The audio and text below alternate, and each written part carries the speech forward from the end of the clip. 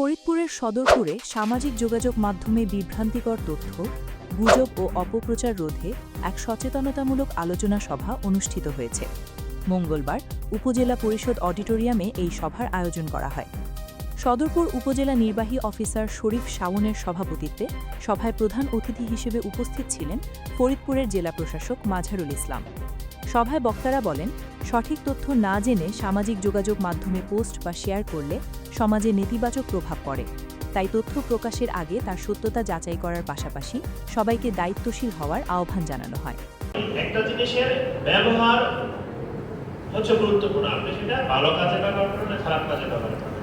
তো এই সবার হাতে যে মোবাইলটা আছে, আপনার বাসার সবার সাথে কমিউনিকেট করছেন, তাই না? এই যে আপনার ভিডিও নিচ্ছেন, ছবি তুলছেন, এটা উপকারী জিনিস। আর যখনই আপনি মানুষের প্রাইভেসিকে ইয়ে করবেন, প্রাইভেসি বুঝতে পেরেছেন, যে আপনি বসে আছেন, আপনার বন্ধুর সাথে গল্প করছেন বা বান্ধবীর সাথে গল্প করছেন, সব বিষয় তো প্রকাশ সাথে আপনার ঘরের কথা প্রকাশ হওয়া দরকার আছে। ঘরের বিষয় ঘরেই থাকা উচিত, তাই না? মানুষের প্রাইভেসি কিন্তু লঙ্ঘন করছে এই মোবাইল। আপনার ব্যক্তিগত কথা, স্বামী স্ত্রীর ব্যক্তিগত কথা বাদ দিলাম, বাইরের ব্যক্তিগত কথা থাকতে পারে মানুষের কিন্তু এই প্রাইভেসি লাগলো। আমরা যেটা বলছি যে তথ্যের একটি কি বা সোশ্যাল মিডিয়ার একটি অপব্যবহার। আমরাও যারা সাংবাদিক বৃন্দ আছেন বা আমরা যারা বিভিন্ন এই তথ্য নিয়ে কাজ করি, সকলের প্রতি আমি অনুরোধ করবো যে তথ্যের অপব্যবহার রোধে বা অপসাংবাদিকতা রোধে আমরা সকলে একযোগে কাজ করবো। এটা আমি মনে করি সাংবাদিক যারা আছে তাদেরও দায়িত্ব। কারণ একজন মানুষ যখন বা একজন সাংবাদিক যখন অপসাংবাদিকতার দায় দোষী হবে, তখন এটা যিনি প্রকৃত সাংবাদিক তার জন্য হুমকি স্বরূপ। তো আসুন আমরা সকলে একযোগে কাজ করবো এবং শুধুমাত্র তার সাথে সাথে আমরা মাদক রোধে কাজ করবো।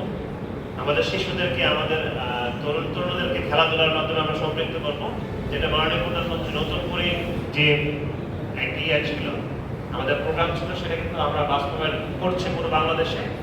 এবং আমাদের শিক্ষার্থীরা যাতে এই প্রোগ্রামটিতে ব্যাপকভাবে অংশগ্রহণ করে, আমরা সেই প্রত্যাশা করবো। তাহলে কিন্তু আমরা এই সমস্ত অসুস্থ যে দ্বারা সেটা থেকে ফিরে আসবো। অনুষ্ঠানে সহকারী কমিশনার, থানা ভারপ্রাপ্ত কর্মকর্তা, স্থানীয় রাজনৈতিক নেতৃবৃন্দ ও শিক্ষক-শিক্ষার্থী সহ নানা শ্রেণী পেশার মানুষ অংশ নেন।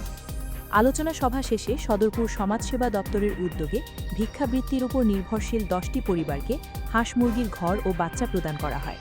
এছাড়া অগ্নিকাণ্ডে ক্ষতিগ্রস্ত 4টি পরিবারের মাঝে আর্থিক সহায়তা তুলে দেয় উপজেলা প্রকল্প বাস্তবায়ন অফিস।